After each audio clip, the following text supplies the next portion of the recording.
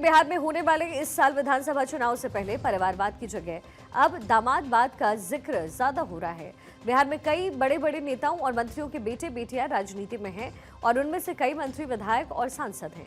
लेकिन इस बार चुनावी मौसम में दामादों के लिए बड़ा खुशनुमा बनता हुआ नजर आ रहा है। नीतीश कुमार इस बार जिस तरीके से दामादों पर मेहरबान हुए हैं, उसे लेकर के नेता प्रतिपक्ष तेजस्वी यादव ने सवाल उठाए, तो वहीं जेडीयू और बीजेपी ने भी तेजस्वी यादव को परिवारवाद की याद दिला दी। अब बिहार में चुनाव का नया मुद्दा बन गया है। दामाद वर्सेस मेहरारू का भी मुद्दा है। एक रिपोर्ट आपको दिखाते हैं। अशोक चौधरी जी के दामाद को आयोग में जगह मिली है। मांझी जी के दामाद को भी आयोग में जगह मिली है। आगामी बिहार विधानसभा चुनाव 2025 कई चुनाव से अलग हटकर लड़े जाने के संकेत दे रहा था। इस चुनाव से दो मुद्दे गायब होते दिख रहे थे, एक परिवारवाद और दूसरा जंगल राज। सत्ता पक्ष विकास की चाबी से सत्ता हासिल करना चाह रही थी, तो विपक्ष नौकरी, रोजगार, पलायन को मुद्दा बताते हुए सत्ता पलटने की तैयारी कर रही थी। लेकिन चुनाव आते आते परिवारवाद एक मुद्दा बनते जा रहा है। इस मुद्दे की जनक कोई और नहीं बल्कि नीतीश सरकार बन गई। तेजस्वी यादव बिहार की राजनीति में रिवर्स स्वीप लगाते दिख रहे हैं। भ्रष्टाचार, परिवारवाद, जंगल राज, ऐसे आरोपों की बारिश लालू पर होती रही है। अब तेजस्वी बीजेपी, जेडीयू को ऐसे ही आरोपों में घेरने की कोशिश कर रहे हैं। इस सरकार में कोई अपने बेटे, कोई अपना दामाद, कोई अपने पति, तो कोई रिश्तेदार को रेवड़ी और मलाई बांट रहा है। हम चाहते हैं मुख्यमंत्री जी, अब तो कुछ बचा नहीं, एक समर्पित जमाई आयोग का आप बना दीजिए। सबसे पहले आपको लिस्ट भी दिखाते हैं, उसके बाद तेजस्वी यादव का स्टेटमेंट सुनाते हैं। किस आयोग में कौन शामिल है? तेजस्वी तंज कस रहे हैं। नीतीश कुमार से जमाई आयोग की गठन करने को कह रहे हैं कि उनके पास पूरी लिस्ट है कि किस नेता के जमाई को कहां क्या मलाई दी गई। तेजस्वी गिनाते हैं, पूर्व केंद्रीय मंत्री रामविलास पासवान के दामाद धनंजय कुमार उर्फ मृणाल पासवान को अनुसूचित जाति आयोग का अध्यक्ष बनाया गया। केंद्रीय मंत्री जीतन राम मांझी के दामाद देवेंद्र कुमार को अनुसूचित जाति आयोग में उपाध्यक्ष बनाया गया। बिहार सरकार में मंत्री अशोक चौधरी के दामाद सायन कुणाल को बिहार राज्य धार्मिक न्यास परिषद का सदस्य बनाया गया। तेजस्वी कह रहे हैं कि बिहार में बीजेपी, जेडीयू नेताओं के दामादों की फवारा है। दामादों की लंबी लिस्ट है। परिवारवाद का ये आलम है कि ऑफिसर्स के रिश्तेदार पर भी कृपा बरस रही है। बिहार में स्पेशल अरेंजमेंट कमीशन का गठन कर दीजिए। जीजा आयोग का गठन किया जाए। जल्द से जल्द मुख्यमंत्री जी कहाँ है अचेत अवस्था में, और मुख्यमंत्री जी की इस व्यवस्था में जो भूजा पार्टी जो लोग हैं, उनको ईश्वरीय जो है सुख मिल रहा है। खुश हैं वो लोग मुख्यमंत्री जी की इस हालत को देखते हुए। जो भूजा पार्टी वाले लोग हैं, जो मन में आ रहा है वो कर रहे हैं। पूरा बिहार को लूटने का ये लोग काम कर रहे हैं। तेजस्वी के ये हमले इसलिए अहम हो जाते हैं क्योंकि खुद लालू परिवार ऐसे आरोपों को झेलता रहा। राजनीति में लालू परिवार की गहरी जड़ों पर चोट होती रही। और यूं ही नहीं था, खुद लालू यादव बिहार के मुख्यमंत्री और केंद्रीय मंत्री रहे। चारा घोटाले में लालू जेल गए तो पत्नी राबड़ी देवी को सत्ता थमा गए। लंबे अरसे बाद बिहार की सत्ता में आने का मौका मिला तो तेजस्वी यादव डेप्यूटी सीएम बने। लालू के दूसरे बेटे तेज प्रताप और आरजेडी, जेडीयू की साझा सरकार में कैबिनेट मंत्री का दर्जा मिला। लालू की एक बेटी मीसा भारती आज भी सांसद है। लालू की एक और बेटी रोहिणी आचार्य 2024 के लोकसभा चुनाव में उतरी लेकिन हार गई। लालू राज में उनके एक साले साधु यादव को सांसद और विधायक बनने का मौका मिला। अब शायद तेजस्वी यादव परिवारवाद की इस मिसाल को ही मिटा देना चाहते हैं। बिहार सरकार के भवन निर्माण मंत्री अशोक चौधरी ने तेजस्वी के आरोपों का जवाब दिया। अपने दामाद सायन कुणाल को लेकर के अशोक चौधरी ने कहा कि सायन कुणाल पहले किशोर कुणाल के बेटे हैं, बाद में अशोक चौधरी के दामाद हैं।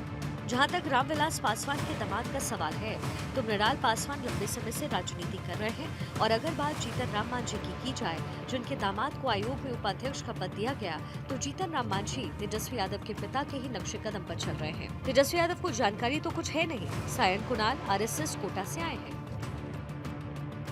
आरोप जो तेजस्वी जी जिसको जैसा देखना चाहता है वैसे ही दिखता है।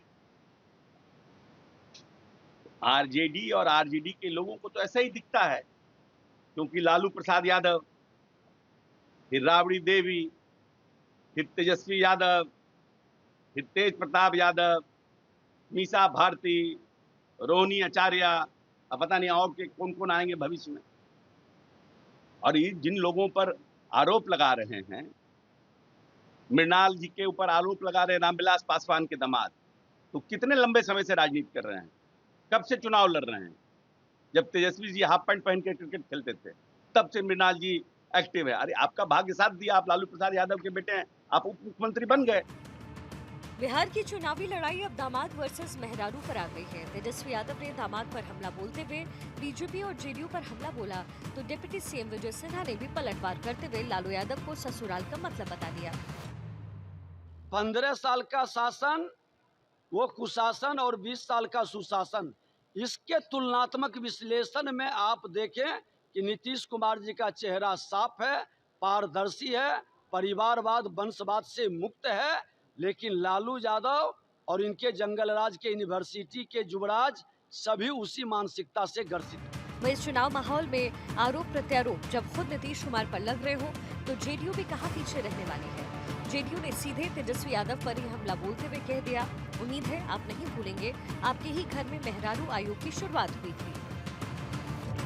वहीं इस मुद्दे ने जब बिहार में राजनीतिक रंग लिया तो नए नए कुर्सी पर आसीन हुए जीतन राम मांझी के दामाद देवेंद्र मांझी को लालू यादव ने अपने जन्मदिन पर ही एक बड़ा मौका दे दिया।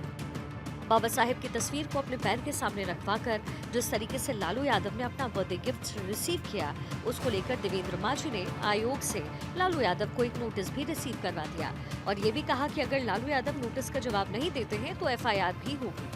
जहाँ तक तेजस्वी यादव के आरोपों का सवाल है, उस पर भी उन्होंने बेबाकी से जवाब दिया। मैं पढ़ा लिखा हूँ, इंजीनियर हूँ और लंबे समय से राजनीति कर रहा हूँ। मुझे संवैधानिक पद मिला तो मैं इसे अपने लिए काम करने का मौका समझता हूँ। तेजस्वी यादव जी जाने जाते हैं कि कैसे किसको अपमानित करना है। जब उन्होंने ईडी को नहीं छोड़ा, सीबीआई को नहीं छोड़ा, यहाँ के प्रशासन को नहीं छोड़ा, दलितों को नहीं छोड़ा, तो हमको कैसे छोड़ेंगे? उनको तो जलन होगी कि ये इंजीनियर देवेंद्र मांझी आज से 25 साल से जो लगा हुआ है, आज इतने बड़े पद पर कैसे चला गया। इसलिए उनको तो खलबली होगा। और चूँकि मैं पढ़ा लिखा हूँ, वो लोग पढ़े लिखे लोग को राजनीति में आने देना नहीं चाहते हैं। और मैं राजनीति में तो नहीं आया, लेकिन एक संवैधानिक पद मुझे मिला और मैं अपने आप पर गर्व करता हूँ कि मुझे काम करने का अवसर मिला। इसलिए तेजस्वी जी देवेंद्र मांझी को डरा सकते हैं, लेकिन इस आयोग को नहीं डरा सकते। वहीं तेजस्वी के आरोप पर केंद्रीय गृह राज्य मंत्री नित्यानंद राय ने कहा कि आयोग में नियुक्ति काबिलियत के आधार पर हुई। आरजेडी पारिवारिक पार्टी है, लालू यादव ने अपने परिवार के लोगों को ही सारे पद दे दिए हैं। तेजस्वी के सभी आरोप बेबुनियाद हैं। तेजस्वी यादव, लालू जी, राबड़ी जी हों, मीसा भारती हों, चाहे रोहिणी जी हों या अन्य कोई हो, सारे के सारे आरजेडी के किसी न किसी पद पर रहकर पूरी तरह से परिभाषित करते हैं कि यह हमारी पार्टी परिवार की पार्टी है और परिवार के लिए ही जीने मरने वाली पार्टी आरजेडी। और उसके नेता तेजस्वी जी क्या बोलेंगे, उनको बोलने का कोई हक नहीं है। यहाँ अगर आयोग में कोई गया है तो किसी योग्यता के आधार पर गया है, किसी के रिश्तेदार होने के कारण नहीं गए हैं। आरोप प्रत्यारोप के इस दौर में तेजस्वी यादव ने एनडीए के लोगों पर एक उंगली उठाई तो 3 उंगलियां उनकी तरफ खुद ब खुद उठ गई। ऐसे में अब इस मुद्दे को चुनावी मैदान में सियासी दांवपेच के तौर पर देखा जा सकता है। पटना से अस्मित सना और सर्वेश कुमार सिंह की रिपोर्ट, भारत 24।